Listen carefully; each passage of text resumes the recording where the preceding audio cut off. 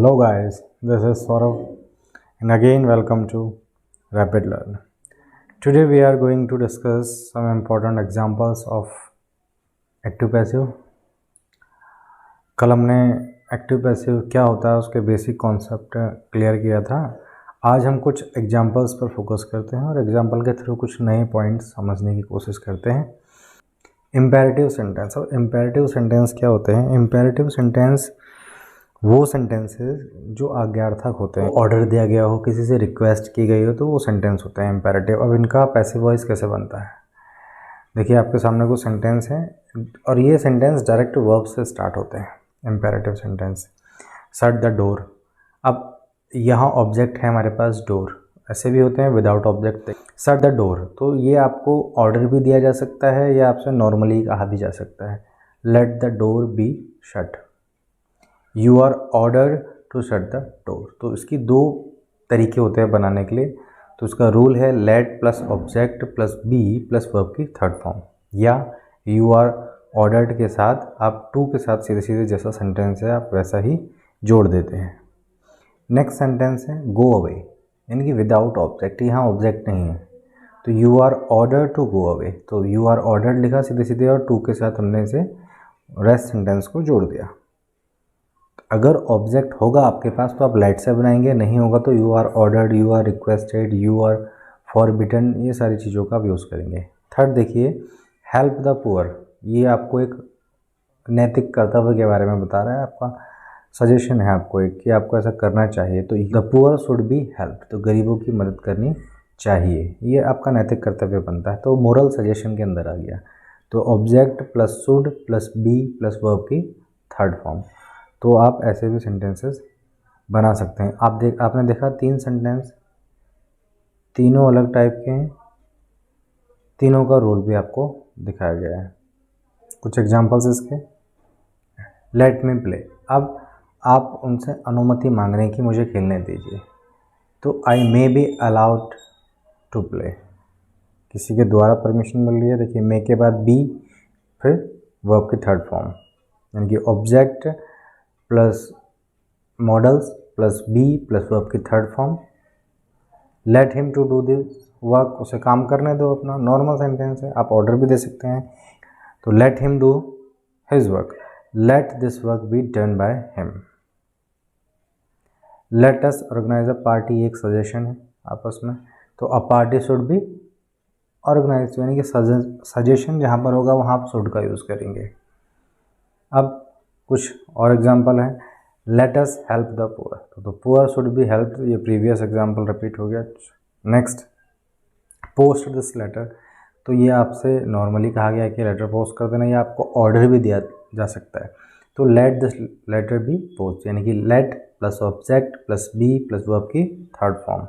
या कैसे बना सकते थे आप? You are ordered to post this letter. Open the door. Let the door be opened. The door should be opened. यहाँ आपको सजेशन है कि डोर ओपन होना चाहिए, या you are ordered to open the door. Do not kill the bird. तो let the bird not be killed. ये important example है, आप इसे देख लीजिएगा अच्छे से. Do not kill the bird. Let the bird not be killed. Do not confuse मत होइएगा, लेट के साथ सेंटेंस बना है. Next please go to school. अब प्लीज़ है तो यहाँ क्लियर है कि आपसे रिक्वेस्ट की जा रही है. तो you are requested to go to school. Obey the rules of the road. तो यू आर एडवाइज, आपको सजेशन दिया जा रहा है, आपको एडवाइस दी जा रही है कि टू ओबे द रूल्स. तो यानी कि जहाँ पर सजेशन रिक्वेस्ट है वहाँ डायरेक्ट टू के साथ आपने सेंटेंस जोड़ देना है. Rest. Next verbs followed by adjective. अब कुछ ऐसे सेंटेंसेस होते हैं जहाँ वर्ब के बाद हमें एडजेक्टिव्स दिए होते हैं. जैसे एग्जाम्पल है हमारे पास रोज़ स्मेल्स स्वीट. तो स्वीट जो है यहाँ एडजेक्टिव हो गया. तो ये सेंटेंस बनेगा कैसे? Rose is sweet when it is smelled. तो सबसे पहले जो सब्जेक्ट था वही, according to sentence helping verb plus adjective plus when plus it plus according to sentence helping verb plus main verb की थर्ड फॉर्म. देखिए रूल इसका, subject plus verb plus adjective plus when plus pronoun plus helping verb plus main verb की third form. Quinine taste bitter, active है तो quinine is bitter when it is tested. आप देख रहे हैं rule को फॉलो कर रहा है। सब्जेक्ट है, फिर वर्ब है, फिर एडजेक्टिव है, फिर व्हेन है, फिर प्रोनाउन है, फिर हेल्पिंग वर्ब है, फिर वर्ब की थर्ड फॉर्म है। एक और एग्जांपल देखिए, दोज मैंगोज टेस्टेड सोर। अब ये टेस्टेड सोर पास्ट टेंस की बात हो रही है, तो दोज मैंगोज वर, पास्ट था इसलिए वर, ऊपर टेस्ट प्रेजेंट था इसलिए इज, तो दोज मैंगोज वर सोर when they were tested. Passive voice clear होगा।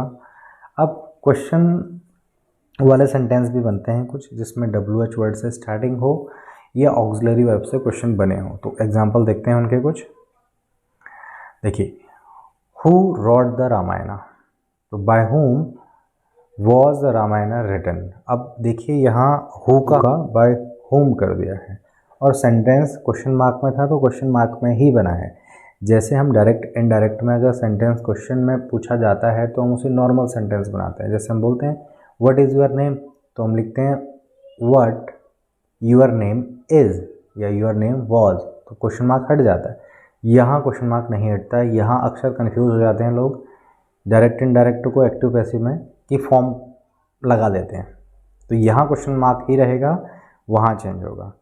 तो फर्स्ट जो हमने बताया by whom the Ramayana written, this is a right. Who was the Ramayana written by, ये सेंटेंस गलत है। अब गलत क्यों है ये? देखिए हु का बाय हुम होता है, तो हु आपने यहाँ लगाया, बाय पीछे लगाया, चलता है, लेकिन किस कंडीशन में चलता है? वो कंडीशन है हमारे सामने ये, whom have you invited। जब आपका सेंटेंस वर्ब पे एंड होता है तब आप बाय लास्ट में लगा सकते हैं। whom have you invited, तो who has been invited by, हम बाय लगा सकते थे। आगे बढ़ते हैं कुछ और examples. who has written this book, by whom has this book been written। Perfect tense है, प्रेजेंट परफेक्ट, तो बीन लगता है, लगा है, सेम रूल है, कोई दिक्कत नहीं है। Who stole the pen, by whom the pen was stolen, past tense। When does he help me, present simple, तो when am I helped by him, according to object, me था, I बनाया तो am लगा है, ध्यान दीजिएगा इस बात पर। Do you help your friends, अब तक तो हम W वर्ड से स्टार्ट क्वेश्चन वर्ड पढ़ रहे थे, अब यहाँ ऑक्सिलरी वर्ब से स्टार्ट है। Do you help your friends, this is present simple, तो डू की जगह आर, यूर फ्रेंड है तो according to are, are your friends help by you. अगला देखिए, मे आई सी, अब मे ऑक्सिलरी वर्ब या मॉडल्स कह सकते हैं हम, तो may it be seen by me, वो आपकी थर्ड फॉर्म बी के साथ। इन्फिनेटिव, टू के साथ सेंटेंस को जोड़ना इन्फिनेटिव होता है। देखिए इन्फिनेटिव क्या है, एक्टिव में इसका रूल क्या होता है, टू के साथ वर्ब की फर्स्ट फॉर्म। जब हम इसे पैसिव बनाते हैं तो to plus be plus verb की थर्ड फॉर्म बनती है। देखते हैं आगे, I am to do it, तो इट से सेंटेंस की शुरुआत, it is to be done by me, it object था हमारा, तो it is to be done by me. Next देखिए, you are to write it in ink, तो it is to be written in ink. Next, she is to cook the food, तो the food is to be cooked by her. तो जहाँ पर to के साथ verb add हुई है, हम टू के साथ बी और वर्ब की थर्ड फॉर्म लगा देंगे, बाकी कोई चेंजेस नहीं है। सब्जेक्ट ऑब्जेक्ट, ऑब्जेक्ट सब्जेक्ट होता ही है। देखिए, he had to play hockey, तब hockey had to be played, वो आपकी थर्ड फॉर्म बी के साथ। अब है do not forget add preposition after verb. अगर किसी भी सेंटेंस में वर्ब के बाद प्रीपोजिशन है तो आप उसे लगाना ना भूलें। कुछ वर्ड्स हैं जिनके पीछे ये प्रीपोजिशंस आती ही हैं। देखिए कौन कौन से वर्ड हैं, देखते हैं कुछ सेंटेंस, इसी के एग्जांपल्स। देखिए, the news has surprised us, तो we have been surprised at the news. Surprise के बाद एट आता है तो एट का यूज़ किया है, इसे लगाइएगा ज़रूर। परफेक्ट टेंस है, क्लियर है आपको। He will have understood your ulterior motive by that time, तो your ulterior motive will have been understood by him by that time. The committee had looked into the matter impartially before he was found guilty. So the matter had been looked into by the committee partially before it found him guilty. तो looked के साथ into. The fire engulfed the building. The building was engulfed in the fire. By the fire नहीं, in the fire. This box contains 10 cigars. 10 cigars are contained in this box. चलिए आगे बढ़ते हैं।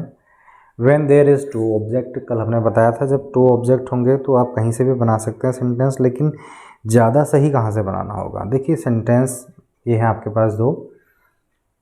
He gave me some money. Me indirect object है और some money direct है।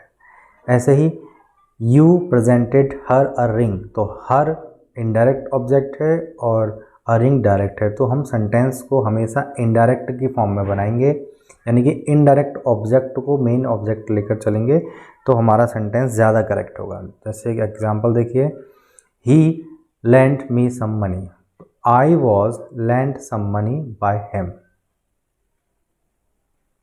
Direct object, ये indirect था, अगर डायरेक्ट होता तो कैसे, he lent me some money was lent to me by him. तो हमेशा इनडायरेक्ट से बनाइएगा, वो ज़्यादा बेटर, वो ज़्यादा सही है। कुछ स्पेशल कंडीशंस आती हैं जब सेंटेंस को हम इट से बनाते हैं।